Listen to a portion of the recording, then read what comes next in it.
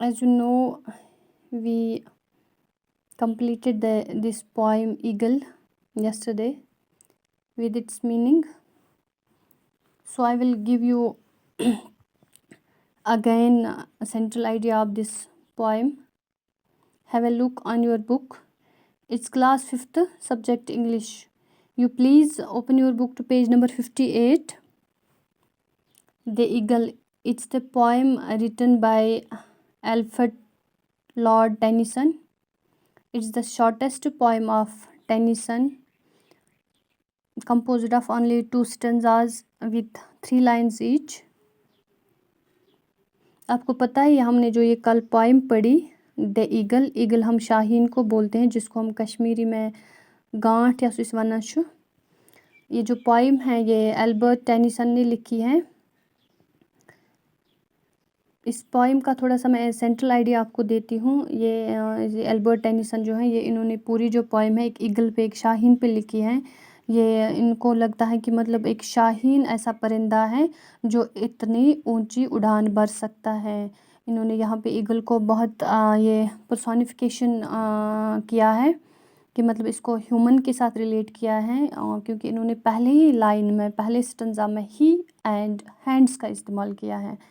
ऐसे आम तौर पर हम किसी जानवर के साथ ही या हैंड्स, क्योंकि उनके पास नहीं होते हैं, ना हाथ होते हैं, ना हम ही का इस्तेमाल करते हैं।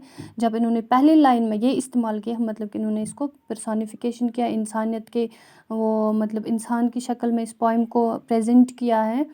तो अल्फ्रेड टेनिसन का ये कहना है कि ये जो ईगल है ये बहुत ऊंची चट्टान में, एक बहुत ऊंचे पहाड़ पे बैठी है, मतलब एक रॉक को, स्टीप रॉक को बहुत मजबूती से पकड़ के रखा है इन्होंने अपने हाथों से। हाथ मतलब इन्होंने अपने पंजों से, क्लास से इन्होंने वहाँ पर उसको टाइट पकड़ा है।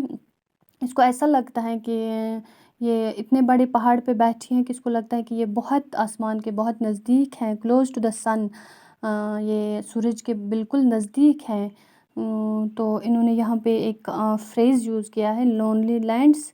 इसका ये मतलब है कि जो पोइट है इनको ये लगता है कि मतलब eagles domination of the sky, कि इनका मतलब कितना अच्छा ये मतलब इनका कितना ज़ोर है इस बात पे कि ये बहुत मतलब ये वाहिद परिंदा है जो वहाँ तक जा सकता है, बाकी कोई जानवर, क्योंकि अगर हम भी देखेंगे कि तो बाकी कोई जानवर इतनी ऊंची उड़ान नहीं कर सकते जितना ये जो शाहीन है ये ऊपर उड़ सकता है। इनको ऐसा लगता है कि वो आसमान के बहुत नज़दीक हैं, सूरज के करीब हैं। तो इसके इर्द गिर्द ब्लू सर्कल्स, इसके मतलब इर्द गिर्द है, दिखाई देता है, मतलब रिंगड विद द अजर वर्ल्ड ही स्टैंड्स। इनको ये लगता है कि इसके इर्द गिर्द जो है ब्लू सर्कल्स, मतलब जो आसमान है ये इसके नज़दीक आ रहा है, तो इसको लगता है कि ब्लू सर्कल्स, जो आसमान का कलर है वो आमतौर पे ब्राइट ब्लू होता है, इसके इर्द गिर्द वो घूम रहे हैं।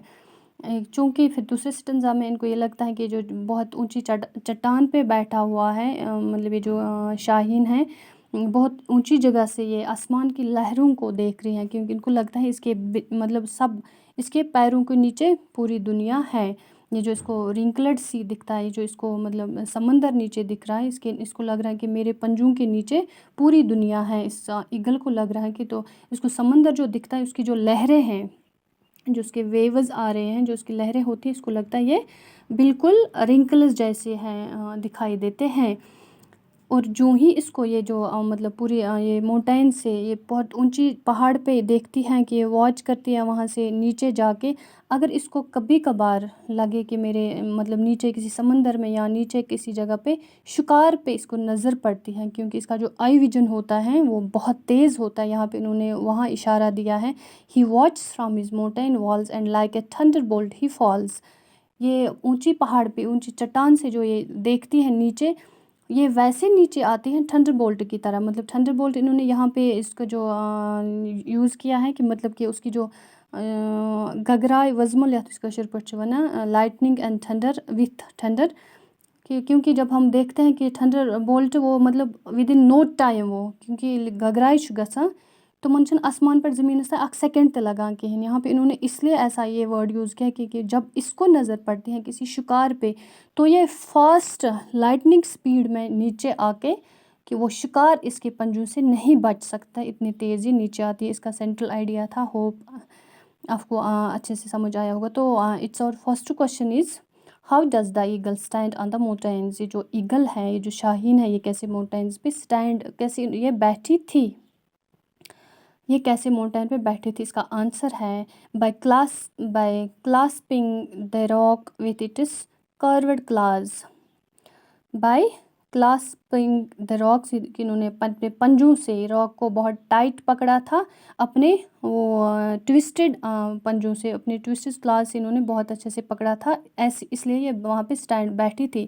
How does the eagle do on the mountains, what does the eagle do on the mountains. یہ جو ایگل ہے یہ کیا ماؤنٹینس پہ کر رہی تھی.